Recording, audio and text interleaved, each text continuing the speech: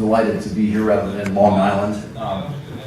But I'm also delighted to be talking about Africa, which is the place I've been going since the late 70s.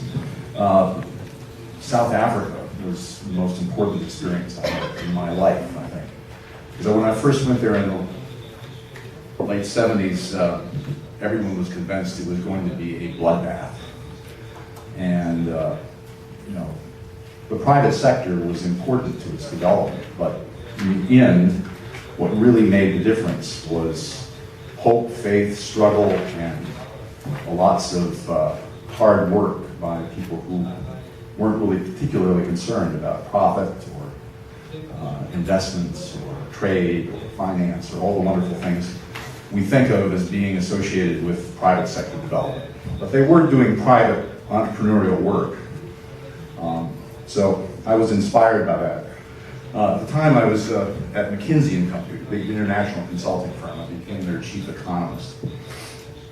And in the process of engaging with corporate clients of all kinds, and then going on to work for General Electric, the chairman's office, and then having a very successful private consulting firm, I sort of learned a lot about the wonders of the free market and all the fabulous things it can bring to rich and poor countries. But I also learned the limits, I think, of private development. One of the limits I'm going to talk about here today is the importance of the rule of law.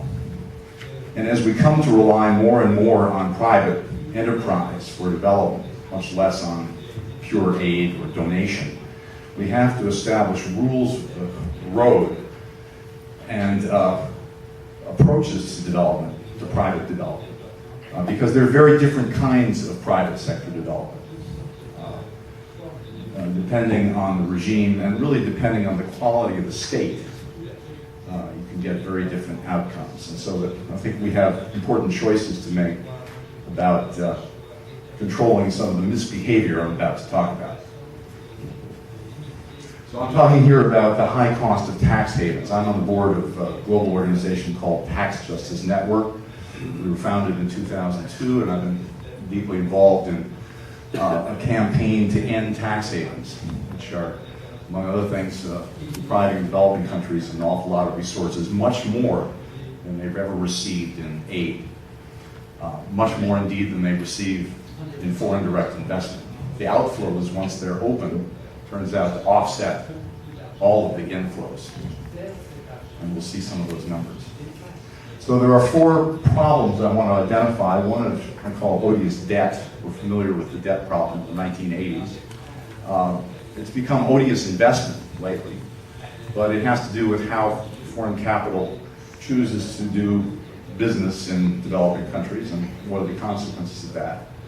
Second one is what I call pirate banking, which is the phenomenon of the largest banks in the world basically helping to take money out of poor countries and rich countries now, park it offshore, tax-free, where the source countries can't get at it.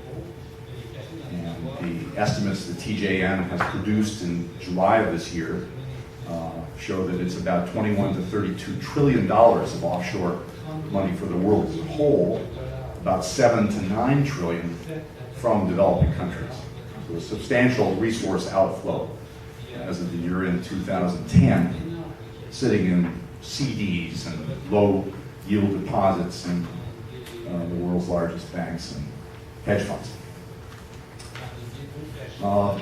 Multinational transfer mispricing. There's been a lot of work on this over the last decade. There are new forms that it's taking, not only commodity transfer mispricing, the under-invoicing of exports, the over-invoicing of imports, but also the transfer now of intellectual property, brands, software, patents to offshore havens, where they are paid royalties by their owners, places like Bermuda and Ireland and the Netherlands. Biggest companies in the world engaged in this, drug companies like Pfizer, Microsoft, Apple, the most successful companies basically decapitalizing, relocating their intellectual property to places that don't charge taxes on the royalties. And then other forms of asset transfers involving havens and service companies. We'll talk about that. Finally, what I call the global tax race to the bottom. Some African countries are now effectively have negative corporate income taxes because of all the subsidies that they are paying to companies in the form of investment credits and other favors to get there. So you have, but across the developed world, you have the OECD countries, Canada, the UK, United States, all slashing their corporate income tax rates. Canada cut theirs to 15% federal level in January. UK cut theirs to 20% in February. The United States is on the way to 20%. These are the nominal rates, the official rates. The actual effective rates after deductions and tax credits and all the rest of it are much, much lower already. So we're on the way to having, if this particular version of private sector development is permitted to continue, we're on the way to a world in which taxes are paid by poor people and middle class and small business and wealthiest, most mobile factors of production, the largest companies are effectively citizens of nowhere for tax purposes. So that's another legal problem that we have to deal with as we talk about private sector development and its increasing role. Let's go quickly through some of these slides. So we have on our hands the problem, I mean, there's this notion that development occurs at a country level.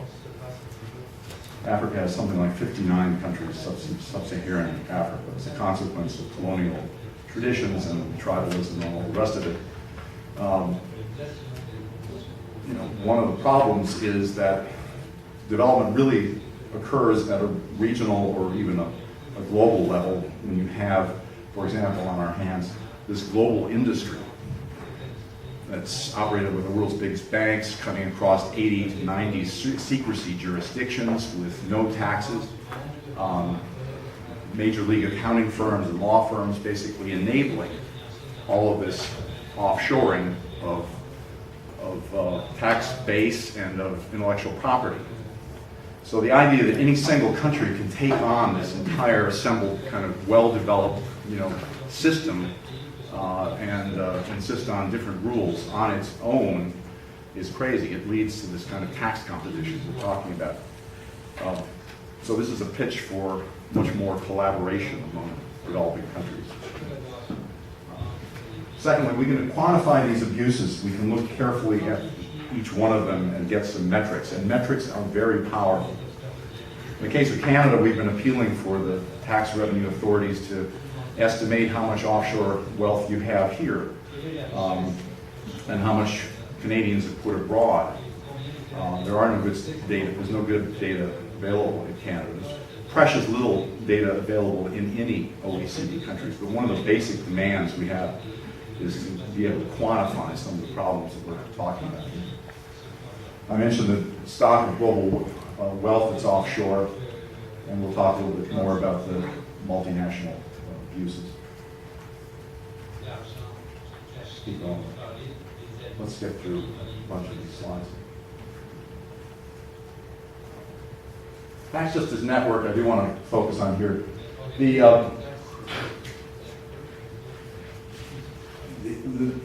The direction that we have taken is to take a look at assembling a team of first-rate economists and lawyers and experts who volunteer their time to understand the impacts of this and also come up with very specific and concrete policy recommendations to make changes happen. At the same time, we've partnered with NGOs like Oxfam, Christian Aid, Latindad, Global Witness, GFI, ActionAid, Save Their Children, to mount a global campaign to end tax havens. And the response this year has been tremendous. I was just in Argentina, we're meeting with 15 Latin American countries. We have efforts in Kenya, South Africa to build Tax Justice Network affiliates. Asia, India, we're becoming organized there. All these developing countries are beginning to develop more awareness of the importance of not deferring all of this tax policy stuff to the OECD. The OECD has traditionally taken the lead on tax issues internationally.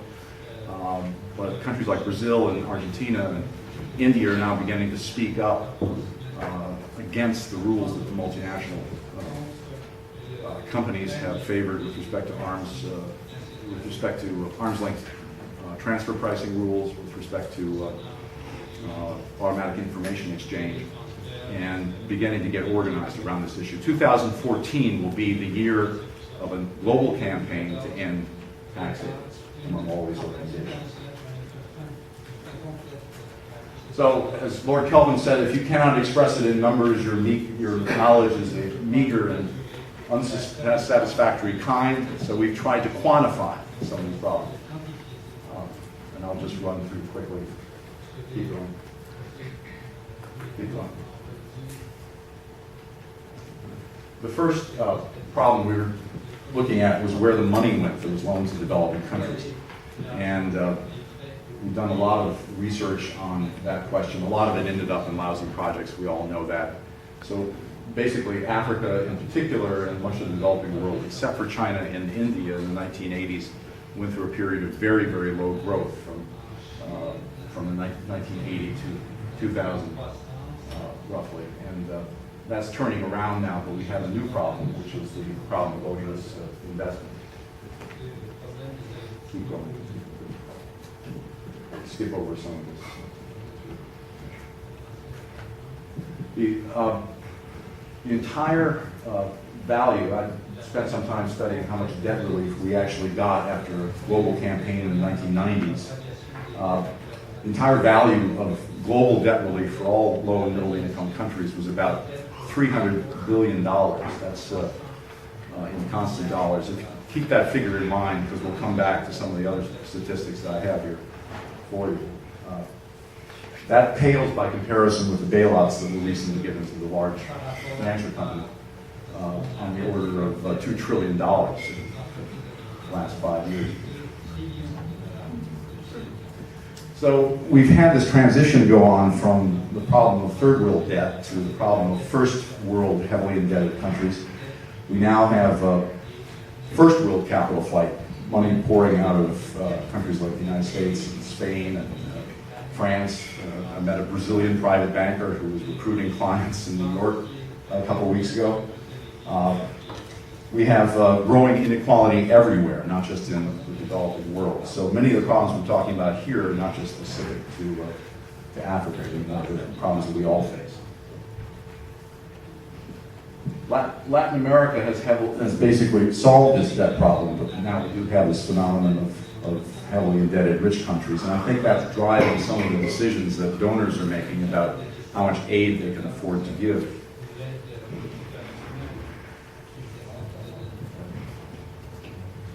So in estimating the size of the global haven wealth stock, the kind of missing wealth of nations, we took a look at 3 different models. I won't bore you with the details. There's a whole paper called Price of Offshore Revisited, which is available on the web. You can download that. It goes into the metrics in extraordinary detail. But basically, using 3 independent measures, we came up with a triangulation that gave us a kind of sense of the size of this black hole.